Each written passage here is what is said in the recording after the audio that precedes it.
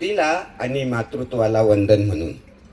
इथं मातृत्वाचा सन्मान झाला पाहिजे हे मगाशी सगळ्या ताईंच्या न समजलं मला. ते म्हणजे मला अगोदरही माहीत होतं, पण तुम्ही बोलले हो अजून समजलं. काय असतं, मातेचा आणि मातीचा खूप जवळचा संबंध असतो. माता आणि माता ह्या दोनच गोष्टी मोठ्या आहेत. तुम्ही आदिवासी संस्कृतीचा ज्यावेळेस खूप मोठा अभ्यास कराल त्यावेळेस तुमच्या लक्षात येईल की हे मूळ आहे. आईनं आपल्याला शेवटी मातीच्या स्वाधी करून ती गेलेली आहे. कारण ती सांगते, समजा आई आपल्याला चालायला शिकवीपर्यंत आई होती तेव्हा जातं गाणं गायचं. आई होती तेव्हा जातं गाणं गायचं. उखळामध्ये नाचताना मुसळ छतापर्यंत उड्या मारायचं. अंगणात तुळस छान डुलायची.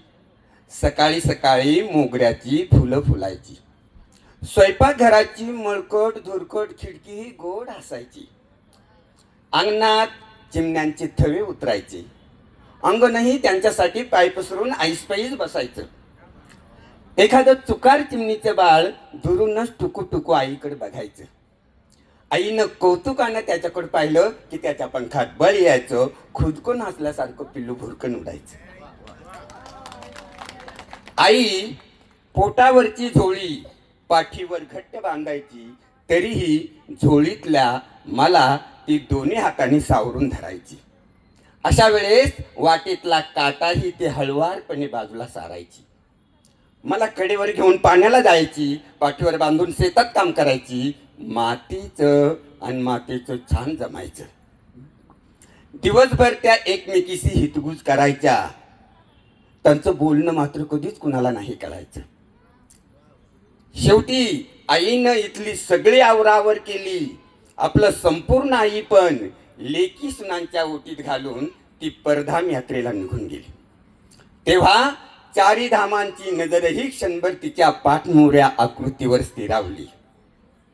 आता मी आईच्या आठवणीनं व्याकुळ होतो. तेव्हा शेतात बांधावर कडामेरानी आईला शोधतो. शेवटी मातीलाच विचारतो, माते मला पाठीवर घेऊन आई शेतात काम करायची, तेव्हा खरं सांग तुझ्या कानात काय सांगायची. तेव्हा ती मातेच्या मायाळूपणे म्हणते, तिचं एकच म्हणणं असायचं बाळ, तिचं एकच म्हणणं असायचं बाळ, माझ्यानंतर माझ्या बाळाला सांभाळ, माझ्यानंतर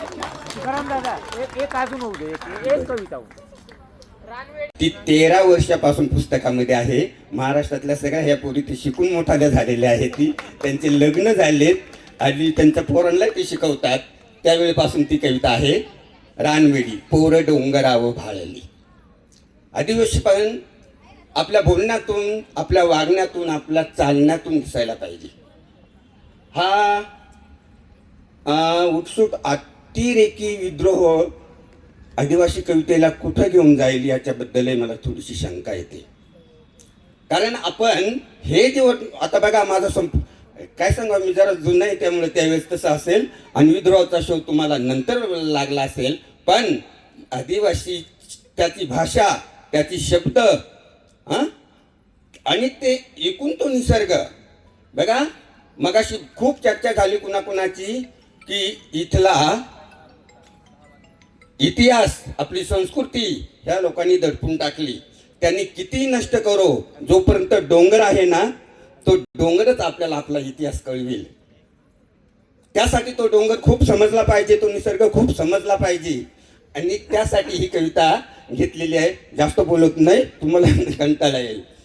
पोर डोंगरावर भाळली, पोर डोंगरावर भाळली, पोर डोंगराव भाळली, त्याच्या नादी लागुनिया अख्ख्या रानात पांगली. डोंगराव भाळली, रान गवताची फुलं तिच्या कानामंदी डुल, अन चाईचा मोहर गळामंदी गळसर आहो टणटणी फुलली तिच्या नाकामंदी फुली अन बुरांडीची फुलं तीन केसात माळली डोंगराव भाळली पोर डोंगराव भाळली